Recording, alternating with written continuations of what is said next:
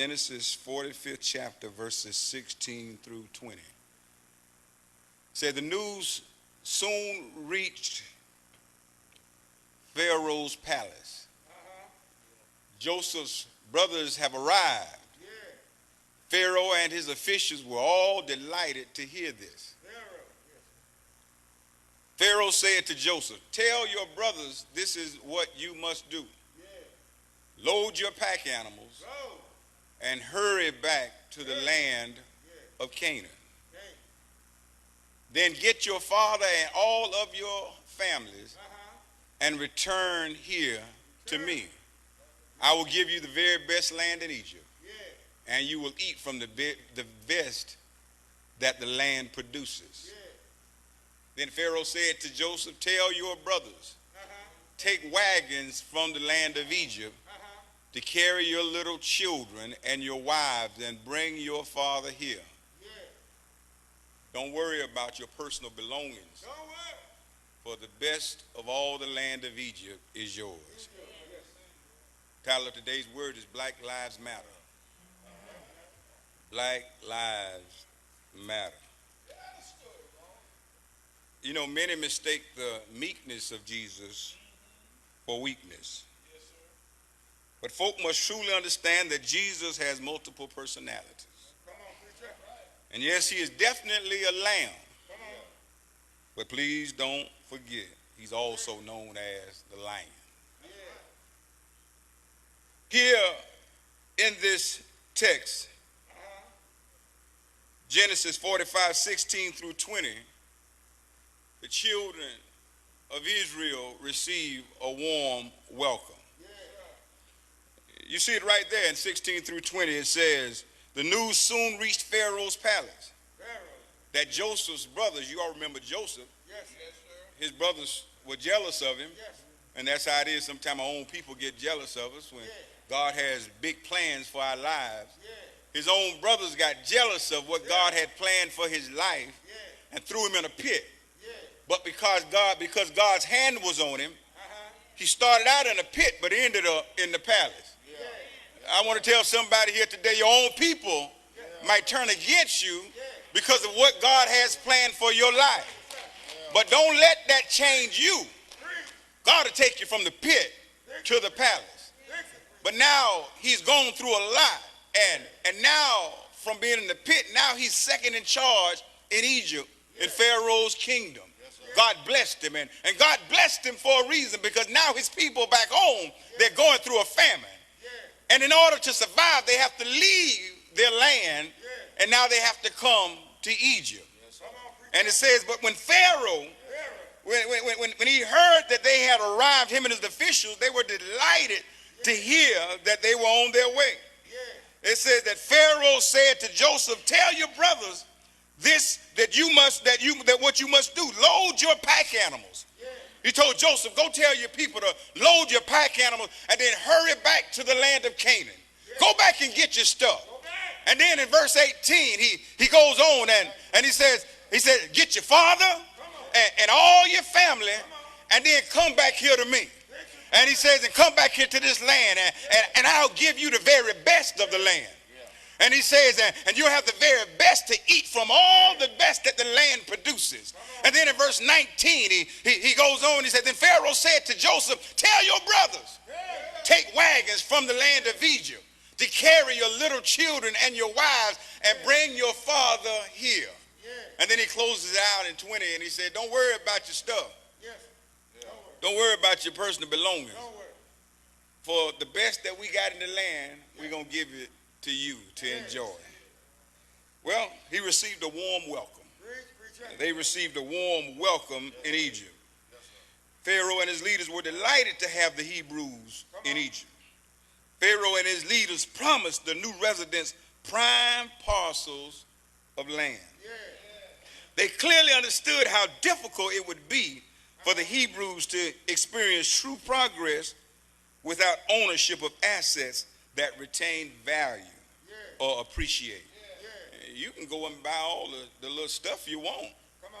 But in order to really gain wealth that goes down through generations. You need stuff that appreciates in value, not depreciates in value.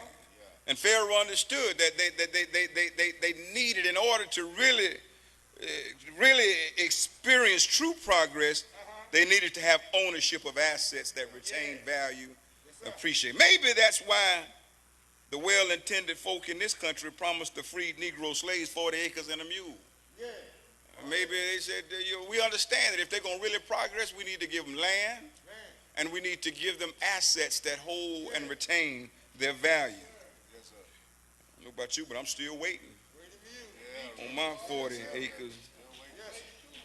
Pharaoh and his leaders literally took the Hebrews, told the Hebrews, don't worry about your personal belongings. Go back and bring your family. Go back and bring all your folk and bring them back, and we're going to give you the best of the land to eat. But don't worry about your personal belongings, all them pictures when your children were growing up. Don't worry about your personal belongings, all them traditions that you used to. Don't worry about all your personal. Don't worry about your personal belongings that we got you with. But it's that statement right there that messed me up. That's where the trick comes in. Got a warm welcome. Go back and come back, and we'll let you enjoy the best of the land. But don't worry about your personal belongings. Don't worry about what grandma and grandpa passed down to you. Don't worry about the things that you learned in your homeland, the manners that you learned, the way you learned how to act. Don't worry about your personal, all the family traditions. We'll give you new traditions. Don't worry about your culture. We'll give you a new culture. Don't worry about the stuff that made you who you are now. Don't worry about that. Don't worry about that. Don't worry about that. We got a whole new culture. We got some new that's the piece that bothers me. Right there. You know, even when I look at today, I was having a conversation with a friend, me and my wife were having a conversation with a friend, and the thing that I pointed out is a whole lot of new language that's going on. And we wonder why our culture is so out of whack. You got folk feeling vibes. You got folk feeling energy. You got all this new talk that ensures that you push Jesus to the side. Can I tell you, Jesus is how we got to where we are. The Spirit of God is what brought us to this point. Now we got all this new language that our people have embraced. Come on and enjoy the best of this land. We'll give you a grant. You start up your own new business. We'll help you out. We'll come on and enjoy the land, but leave your culture to yourself. We don't want to see none of that stuff y'all used to do back in the hood. We don't want to see none of that stuff y'all used to do back in the country. Come on! And definitely don't raise your voice at your child. That's child abuse. Yeah, I don't want to hear nothing about that sports battle, sports y'all. No. Forget all of that. We'll teach you a whole new way. In fact, that's the piece that bothers me right there. Because my personal belongings is who I am and where I come from. And now you want me to leave all of that behind? I think it's a setup. I think it's a setup. Pharaoh and his leaders literally told them to leave their personal belongings. We'll take care of y'all. But I would argue that it's our personal belongings that remind us of who we are and where we come from.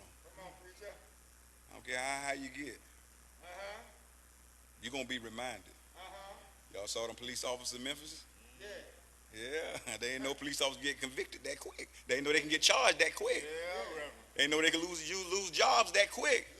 They saw it being done and thought they would do it. No, you still a Hebrew. You still a Hebrew. Don't get so high the way you think that the welcome is that warm. Don't get so high. Don't forget where you come from. You code switch so much you can't remember where you come from. Can't remember what y'all, ain't nothing wrong with how we talk. Yes. How we talk, how we talk. Yes. I'm still smart and know how to switch up. Yes, sir. I'm still smart, ain't embarrassed. Yes. How I talk. Yes. That's confidence. Yes. Think it's a setup. Exodus chapter 1, verse 11. This is just one book later. Just one book later. Not even a whole book, just a couple chapters later. So the Egyptians made the Israelites this warm welcome. Forget your personal belongings. We're going to give you the best of the land. Chapter later. So the Egyptians made the Israelites their slaves. Yes. They appointed brutal slave drivers over them, hoping to wear them down with the crushing labor. They forced them to build the cities of Pithom and Ramses as supply centers for the king.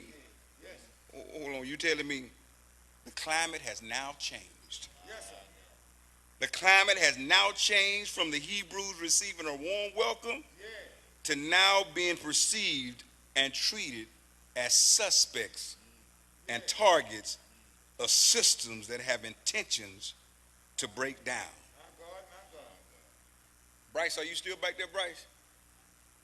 Stand up for a second. You had a shirt on that I wanted. Turn around so people can see that shirt right there. Turn around so people can see what's on that shirt. Turn that way so they can see. Now you a target. Yeah, you in your own neighborhood, minding your own business with Skittles, little Arizona tea, and now you are a target. Thank you, Bryce.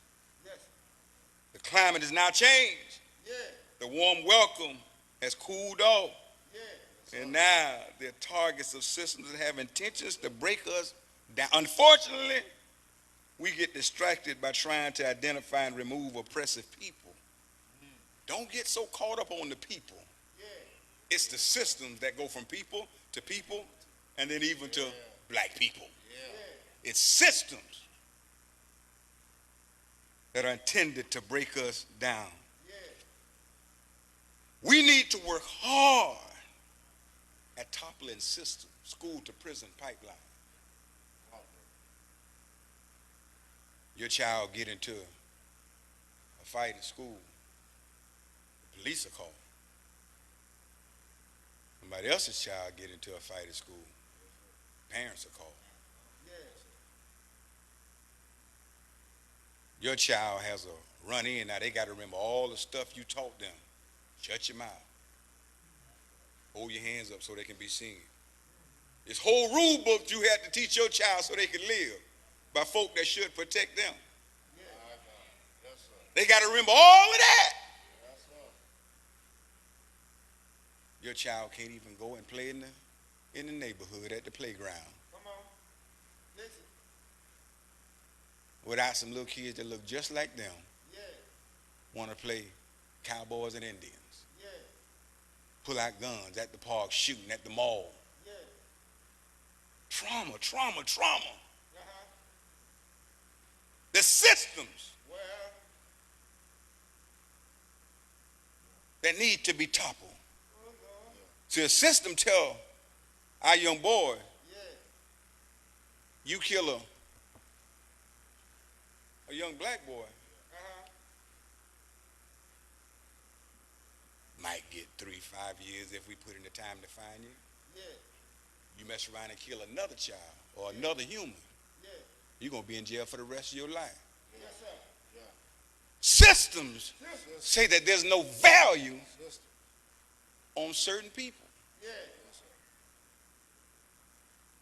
Exodus chapter 1, verses 12 through 14. This is what the scripture says. In Exodus chapter 1, verses 12 through 14. The scripture said, but the more the Egyptians oppressed them, the more the Israelites multiplied. Not only did they multiply, but you got one plantation and their family of 5. But you got Negroes that's producing. Yes, sir. And you might have 40 black folk on that plantation to a family of 5 others. Yeah. And now you free these masses. That's why we were able to elect so many people in the South. But now the masses began to scare Pharaoh. Yeah. And after we had such great advancement during Reconstruction, Yeah. guess what? Jim Crow law. Yes, sir. Jim Crow laws were instituted by systems. Yeah. Jim Crow laws that said that we were not fully human, we were only 1/3. You ought to say it, preacher. Jim Crow laws that went down and went down year after year, decade after decade. Yeah. The same type of advancement that others enjoyed. Yeah. Guess what? Our people did not enjoy because Pharaoh changed his mind. Yeah. Change it. Go and study it. Go and study it. Look at Project 1619 if you just want to look at a movie and you don't want to read it. But Pharaoh changed his mind. Even the President of the United States made a deal with those politicians from the South who had lost some power and said that I give you something, you give me something. Yes. We'll remove the military from down south that's stopping y'all from being so evil and wicked, those of you that claim to be Christians. Yes. And you have your way. Yes. Jim Crow laws were instituted. Jim Crow law. Your great-grandparents were told they couldn't even sit at the same counter No, sir. with folk because of the color of their skin. Pharaoh changed his mind. Yeah. But the more they tried to punish them, Uh-huh. the more they multiplied Well, and walk spread. with the Lord. Can I tell you that when the enemies try to destroy us, Yeah. we're like baby kids. Yes. We don't die. Yes. We multiply. Yes, sir. Yes, sir. Folk have been trying to destroy us Yeah. since we've been here, Yes. but we're still here. Yes, sir. Still looking good. Yes. I know the picture that the media paints and tries to tell you that all of us are out there thugging, that all of us are out there lazy and dependent on welfare, but they're lying. Yeah. Walk, sir. They're lying. There may be some, but there's some of others. Preach it, preacher. But many of us have fought through systems Yeah. that tried to destroy us. Many of us have fought through systems that tried to oppress us and hold us down, and we're still here. We're still here. We're still, our kids are still doing well, still thriving. Yes, sir. You saw our young people get up and express themselves. Yeah. You saw our married couples. That's the last thing folks want is a black family to stay together. But did you see those beautiful married couples representing family today? Don't want you to see anything like that. No, they want to show you that we live in the projects. We're dependent on welfare. Our men are in jail. Our women are thoughts, and our children are running wild. But the devil is a lie. I'm a king, you're a queen. We are royalty. We're royalty. It's a lie. The news lied to us. They lie to us every day.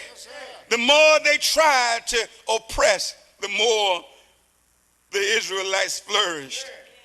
In verses 15 through 16, the scripture goes on to say in the first chapter of Exodus, it says, then Pharaoh, the king, gave this order to the Hebrew midwives, Shiphrah and Puah, to their own people. Pharaoh said, I'm going to make a deal with you. You've been wanting to get a turnaround in your life? Let me make a deal with the midwives. When you help the Hebrew women give birth, watch as they deliver. If the baby is a boy, kill him. If it's a girl, let her live. These are the same people say, come here and we'll give you everything. Forget who you are and we'll give you everything you need to survive. Pharaoh tried to influence Hebrew on Hebrew crime through the system. Pharaoh tried to get them to destroy themselves through the system. You know, as a person that's deeply involved in social justice and deeply committed and understands that social justice and liberty is the DNA of the church, I found out that churches will run from you like you got, that you churches and pastors will run from you like you got an infectious disease when you start calling a spade a spade. When you start calling it like it is, they will not want to be connected to you because of their dependency on Pharaoh. Their dependency on Pharaoh, they want to have nothing to do with you because they might get X'd out of a grant. They might get X'd out of a group of folk that make them feel comfortable when they go and have breakfast together. Yes, sir. And even your own folk will have nothing to do because they don't want to be associated. I came to Gainesville and the pastor told me that a colleague of his of a different skin tone said, "Did you hear that Rawls is now in Gainesville?" And says, the pastor asked, "So what you think about that?" He talking to a black pastor, a white pastor talking to a black. What you think about that?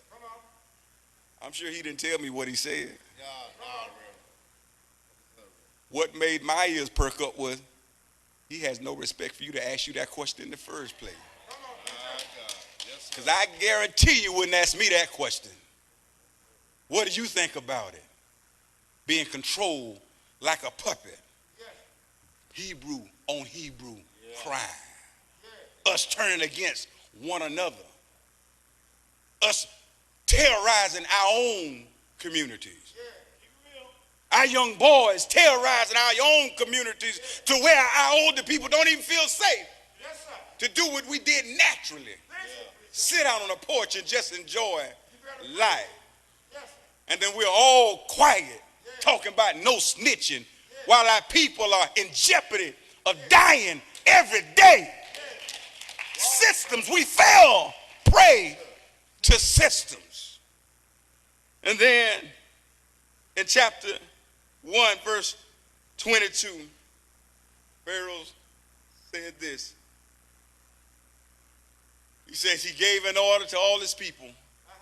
I want you to throw every newborn Hebrew into the Nile River.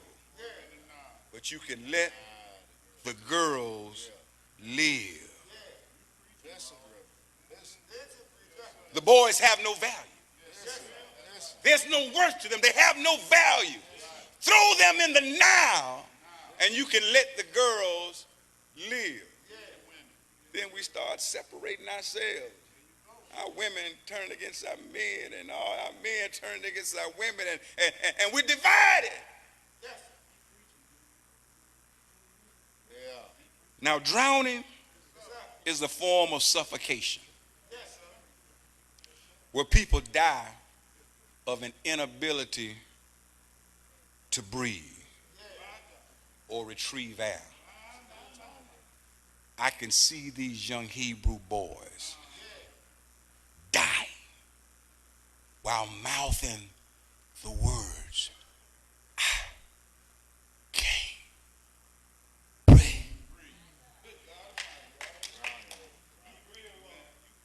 I can't breathe. His knee is on my neck. Mom, I can't breathe.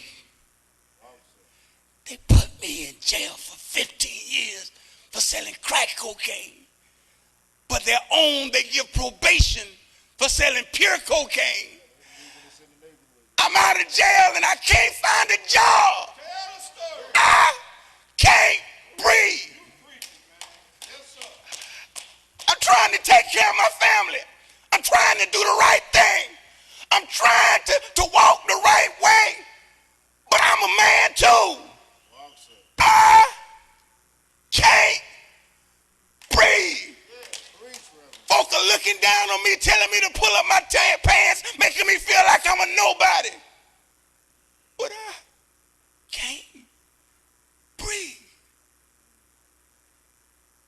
I can't breathe.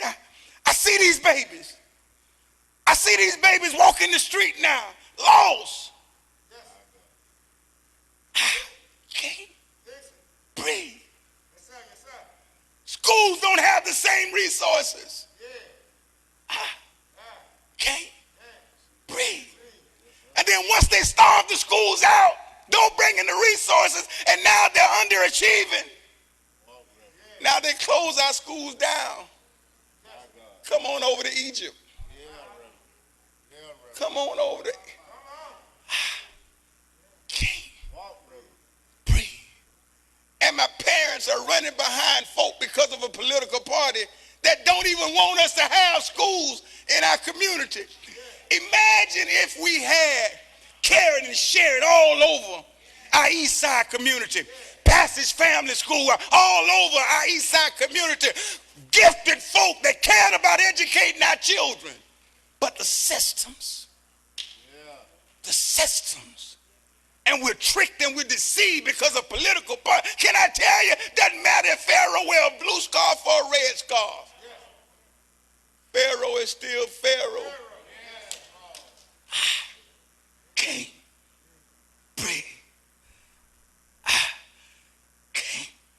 People of African descent didn't necessarily receive a warm welcome when arriving in this country. But after the Civil War and the ending of slavery, land was promised, as in the case of the Hebrews. But the promise was soon reversed through the passing of laws and systems. Although slavery was legally ended, new forms of slavery were implemented through Jim Crow laws. They even put an amendment in there and said, except for the case of incarceration, you're free. But when you're incarcerated, now you again become a slave. And so now we got to find ways to incarcerate them. We got to find ways to take their freedom from them. New forms of slavery were implemented through Jim Crow laws that attempted to nullify any progress made through Reconstruction. And these new systems of slavery, systems were implemented that were brutal. But the descendants of Africa still thrive. They burned our cities, but we still thrive. They burned Tulsa, Oklahoma, Black Wall Street, but we still thrive. Treated us inhuman, but we still thrive. In these new systems of slavery, they were implemented, they were brutal. It was at this point, where systems encouraged black on black crime. And even now the systems, they have systems that encourage, makes it less painful if we hurt one another. I often wonder how people that claim to be of high morals can so often seem to consistently devalue black lives. To the point to where they don't even want you to mention the word black. You can say sea turtles' lives matter. You can say cats' lives matter. You can say frogs' lives matter. But anything that promotes pride in where you came from, who you are, and who you gonna be, makes you afraid to even utter it out your mouth. And there are Negroes who think they've accomplished something. You know, all lives matter. But Negro ain't talking about all lives matter right now. It's obvious that other lives matter. I'm talking about the ones who are being oppressed, the ones who are underserved. I'm talking about, where is the money going? Is it coming to East Gainesville or is it out west?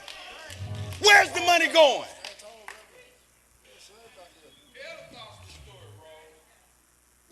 I read this study that answered all my questions. And I'm almost finished, y'all. I promise. 8 more minutes. I read this study that answered all my questions.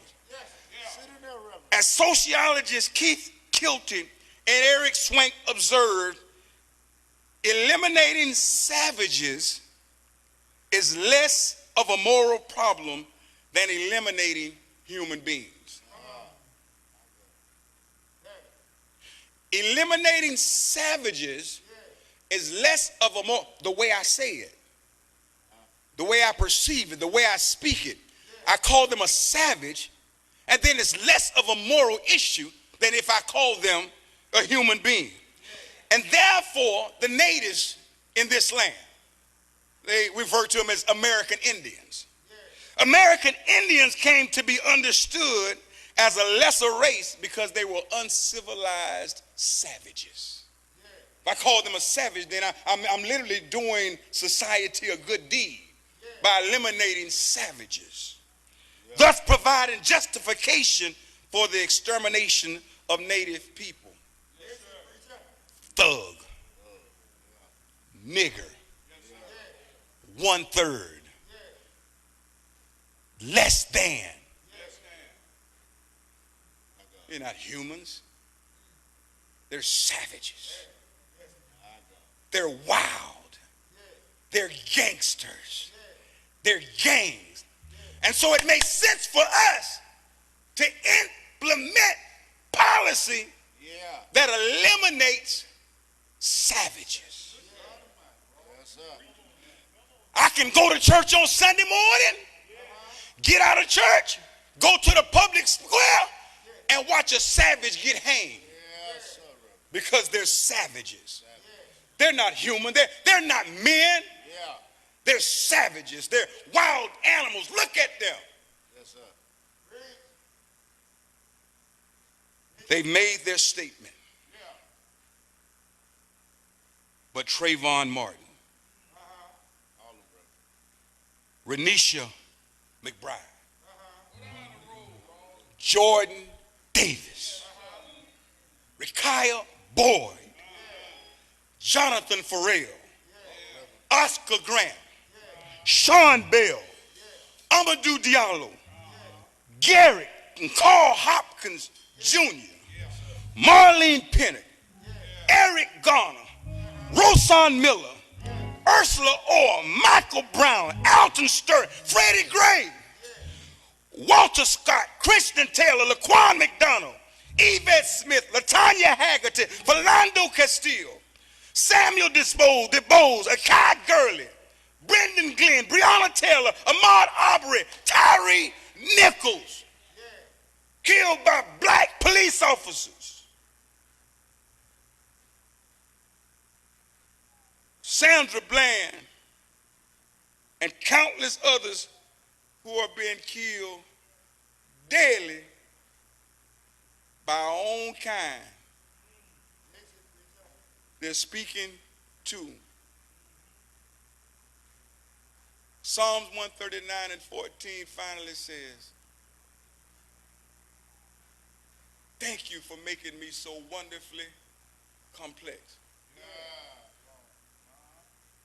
Your workmanship is marvelous. How well I know it. I need every black person to understand that when God made you, God made excellence. When God made you, he didn't take leftovers and throw you together. You're fearfully and wonderfully made. You're created in the image of God. God said, I would rather that you have life and have it more abundantly. Your life matters. When you walk down the street, you ought to declare that black lives matter. When you're on your job, you ought to declare that black lives matter. When you live your life and you deal with one another, you ought to declare that black lives matter. Stop degrading one another. Stop turning on one another. Stop speaking down to one another. Stop being evil to one another. Stop dismissing one another. Why? Because black lives matter. Nothing like a black woman. Black lives matter. No strength like a black man. Black lives matter. Love love each other, support one another, lift one another, teach one another, empower one another. Why? Because black lives matter. And when I say that, I'm saying that you matter. And never back off of saying I matter. You're going to respect me because I matter. You're going to treat me fairly because I matter. You're going to act like you got some sense in this neighborhood because I matter. You're not going to terrorize this neighborhood because I matter. If I got to snitch on you to get you to act like you respect this neighborhood, why? Because our lives matter. Please know that. That black lives matter. And let no one talk you off that mountain. You don't have to adjust and embrace Pharaoh to feel important.